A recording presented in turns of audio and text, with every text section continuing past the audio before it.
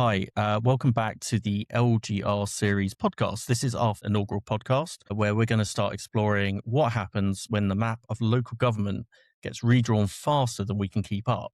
So this week, we're joined by Oliver Deed from E.C.F, a stakeholder engagement company who specialise in planning. And we're going to talk about, well, what happens when elections don't happen. So the big news this week has been across England, a number of local elections have been postponed, 29 of them being postponed, meaning some councils are serving up to 6 years without facing the electorate. On top of that, we had the announcement that mayoral elections were delayed in areas going through devolution. So does this mean that these councils are democracy dodging, or is it a necessary part of reorganisation? Ollie, what do you think? I would say it's a necessary part of reorganisation. And I think it was quite interesting yesterday that the Secretary of State and the team at MHCLG were ringing around newspaper publications to say these elections haven't been cancelled, they've been postponed. So my sense is that they probably bit off more than they could chew when they launched this local government reorganisation process, didn't realise how complex it was going to be, didn't realise they were going to have to cancel elections or postpone, should I say, elections like these ones. And therefore, they've just, over the last couple of the months, come to the conclusion that the best thing to do is give local authorities the opportunity to postpone. Although it does seem rather arbitrary the way that they've determined who's going ahead with elections and who isn't. But you might be able to shed a bit more light on that, Rowan, because you know more about this subject than I do. But is it a necessary part of reorganisation? Democracy, at any price should be surely the answer. By dodging these elections, as it were, people aren't having their chance to speak, especially in what we know is a fractious political environment. And I think the courts seem to agree with me because they're allowing the challenge by reform to go ahead at the moment. Where does that put councils? If they win the challenge, that puts councils in quite a tricky position to suddenly have to try and reorganise or organise elections now. Well, they're going to have to get themselves together quite quickly. It is right that it should be challenged in the courts. We have a process that you have to go through. And if the courts judge that this is the wrong thing to do, then so be it. I think everybody's just got to be a bit adult in this situation. It is a complex thing. Their local government is under-resourced at the moment, and they're having to deal with lots of different issues, including local government reorganisation, which is very, very sort of special circumstances compared to what normally goes on. So I tend to come down on the side that this is a necessary thing to do. I don't particularly like it. I'd rather elections go ahead. But ultimately, if in a year's time we're in a much better situation, then I personally see it as a good thing. So, and again, if you look at the complexion of the councils that have been postponed, it doesn't seem obvious to me that there's a political incentive for the government to actually postpone those elections. We're working in places like Harlow, which is a Conservative council. Who knows what might happen there? They could potentially lose that council in May. So there's no political incentive for the Labour government to be postponing that election. It is the majority of councils that are up, who've requested it, that are in fact Labour councils. Although, I guess the counterpoint to that is it's a high water year for Labour anyway. Yeah. But is the Prime Minister, I tend to probably err on your side. I don't see what benefit the Prime Minister gets from delaying these elections to then just repeat a disaster in local elections next year. Surely you would rip the bandage off now. Well, yeah, exactly. Like all the elections are going ahead in London. There's lots of local authorities in London that are Labour-led, and it's likely that Labour are going to lose lots of seats. So, as you say, they're going to have a bad day, I suspect, in May anyway. So why not just get it out of the way? There doesn't seem to me to be much political incentive to do what they're doing. So I don't buy it. I understand why people make the argument, particularly opposition. I'm sure I'd be doing the same thing in their circumstances. But the reality is local government reorganisation is incredibly complex, and local authorities need to be given the space to actually come to terms with it and get to grips with it. And I see this as a perfectly reasonable thing to do. But what about the mayoral elections? So the mayoral elections, for those that haven't been paying attention, part of the next stage of LGR, the devolution stage. LGR reorganises the councils and the infrastructure to make way for a mayoralty, and we've seen how that can be very successful in places like the west of England and Manchester in particular. And we'll come on to Andy Burnham shortly. With these elections being delayed, does it represent either the government wanting to slow down. Maybe they don't want to spend the political capital anymore on pushing devolution at this time. And B, is it not problematic because you need a mayor in right at the beginning to help form and structure those systems and set the standard and how it's going to work? We saw that with Ken, for example, in London and how he defined the role of the mayor of London.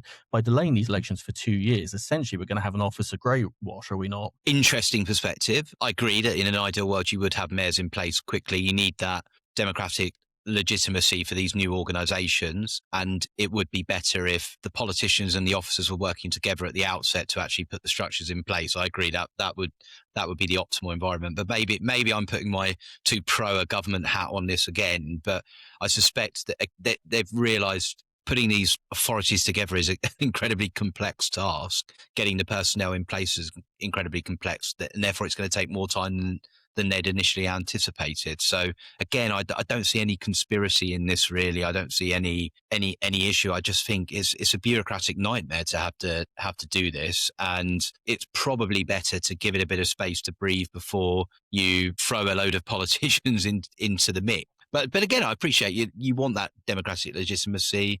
I see a case for having mayoral elections as soon as possible as well, but I don't I see think the mayoral conspiracy model here. is something that works quite well, and we don't want to see it really delayed because I think, you know, by delaying it and delaying the powers that come with it, I mean, the government will not hit its 1.5 million homes new target in these areas. If anything, the stats show that planning slows down in the run up to and immediately after an LGR rollout. But it unlocks the economic benefits that go with this kind of transition. And I think that, delaying it seems to me just to be a little bit more, I lean more on that side towards, Labour don't want a bad day because we know probably the likely outcome of a vote in Essex and that direction.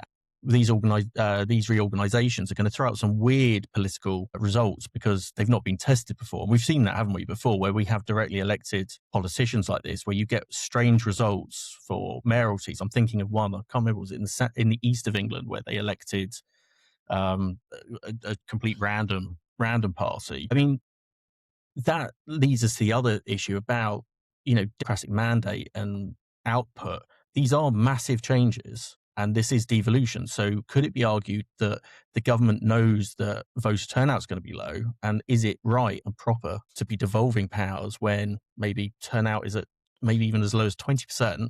And of that, only half of people have voted for that particular candidate, meaning 10% maybe of an area have voted for the person that's going to have sweeping powers. What do you make of that? Well, going back to your first point about mayors and the impact that they can have, I think if you look across the country where you've got really good mayors, dynamic, charismatic people, they can actually drive genuine change within communities. So London is a good example. We might disagree about which mayor might fit into that category and which mayor might not, but you look at Liverpool, you look at Greater Manchester, there's some really dynamic people that are driving change, and that's a good thing. In terms of your second point around are Labour cancelling this because they're slightly worried that they're going to end up with a load of reform mayors if they went this year or next year.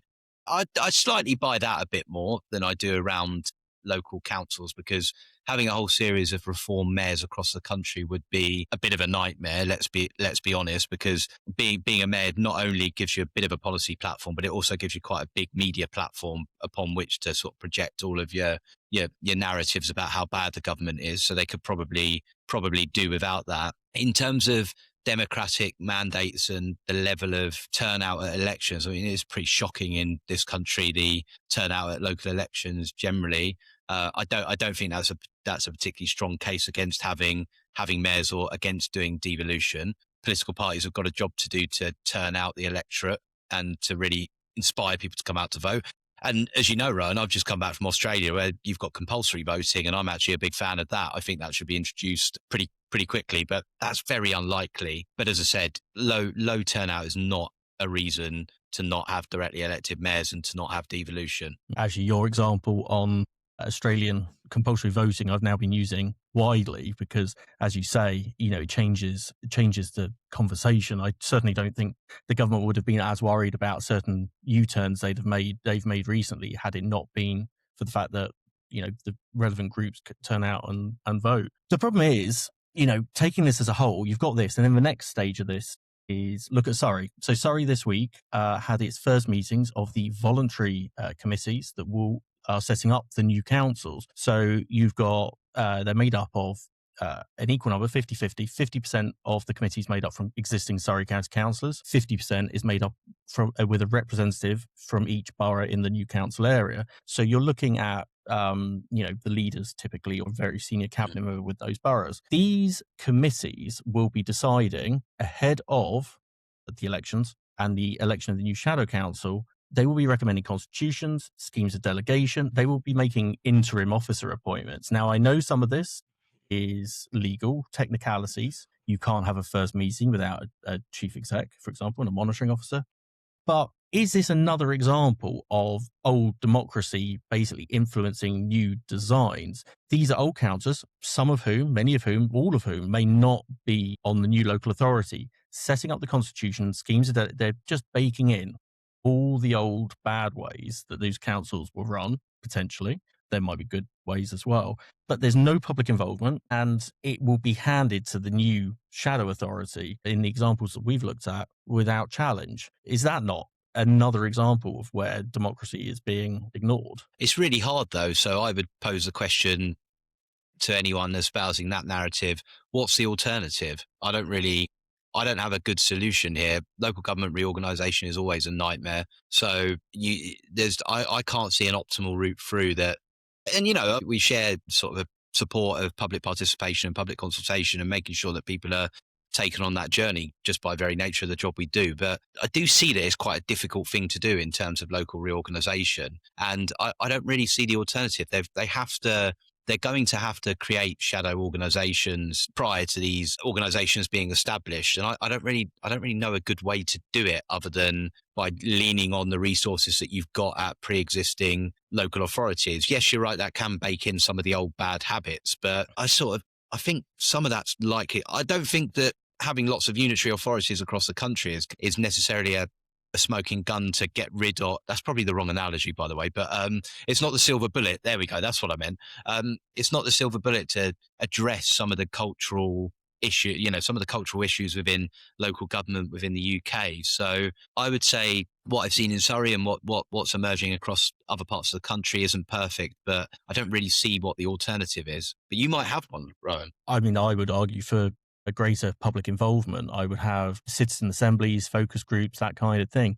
I mean, my concern would be that these new super councils, where you've got fewer elected representatives, pose a trust issue. I get that turnout is often low, but I've always been a proponent of the argument that your local councillor has more influence over your day-to-day life than your local MP in most cases, and people need to be aware of that.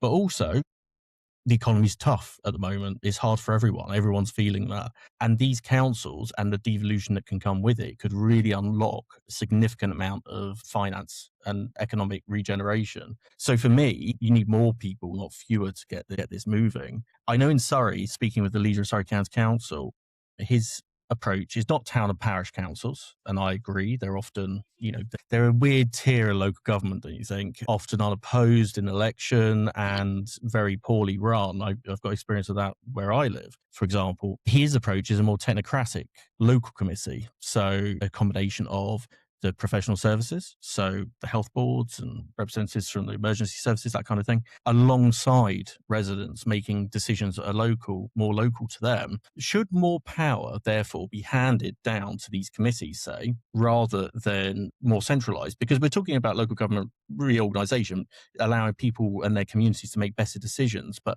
actually, a lot of decisions will be decided higher up. So let's talk about planning in that context. Should householder applications, for example, be determined by local committees and not by a central, much larger borough? No, I'd go the opposite. I'd say that householder applications should be determined centrally, and the job. In fact, I'm broadly speaking in favour of taking planning up as high as you can possibly get it, because there is a certain NIMBYism that comes when you push decisions down to the lowest level on planning, I'm afraid to say. So my theory has always been that you do huge amounts of public participation and engagement at the local plan making stage, and you set out a vision, and then basically the individual applications become more of a technocratic issue rather than, is this contravening policy? No, it's not. Okay, it gets approved. Yes, it is. And then there's a planning balance that's applied and potentially goes to committee if needed. But ultimately, that's the only way that you're going to get more of a flow of planning applications through the system, in my view. I mean, my view would be householder applications don't even need human input. Well, yeah. I would assess it against AI, speeds it up for the householder. I mean, why should a house extension have to go through that level of scrutiny? Mm. Seems bizarre to me. Just final thoughts then. So on public engagement, obviously you specialize in stakeholder engagement, engaging with the public, bringing them alongside. You've had an opportunity to look at how, live and in action, say, Surrey is at the moment. To me, I mean, I'm from Surrey. I went back home recently and spoke with friends and family, and they had no idea that this was happening. And it's just months away from the shadow authority elections. Mm. What should they be doing to really get the public on side with this and the message out there? Because no one knows what they're going to be voting for in May. Well, I think good question. The first thing to say is just be realistic about what your expectation is. Local government reorganisation is important, but it is a niche issue.